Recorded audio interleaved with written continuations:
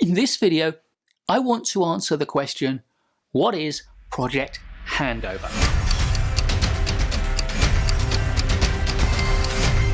Handover marks the boundary between the delivery stage of your project and the closure stage.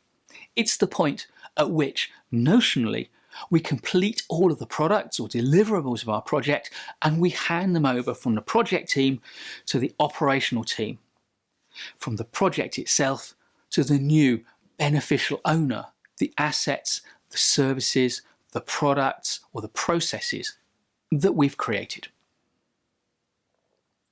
When we complete the project handover, we can now move to close our project down. Therefore, project handover is vital. However, before I move on to that, I just want to say a few very simple words about handing over products or deliverables on your project. Because whilst we often think of a project as having a delivery phase bounded by the handover at which we hand over all of the products and deliverables, with that way of thinking isn't realistic for most projects.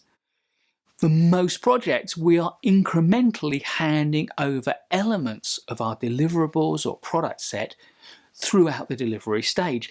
This isn't agile project management, but it's an idea that agile and agilists have taken from project management and very much made their own, but it's always been there in traditional project management.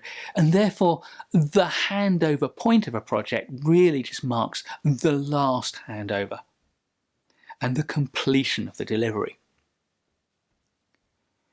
Because handover is often associated with a contractual point in the project, there's often a lot of documentation that goes with it, and quite rightly so.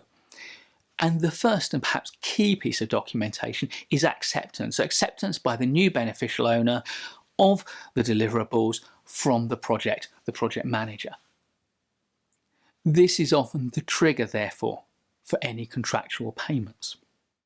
Secondly, along with acceptance, there will usually be some documentation around a few outstanding issues that either need to be completed by the project team and its contractors, or sometimes are going to get carried forward into operational maintenance.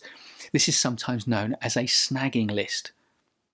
And finally, at handover, you would expect manuals and maintenance procedures to be fully completed and handed over by the project team along with the products and deliverables to the operational team. Once the products of the project go into the operational environment, they now become the responsibility of the operational owners and not the project team.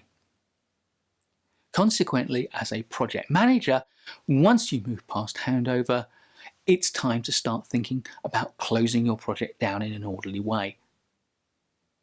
Therefore, project handover is a very significant date in your diary as a project manager.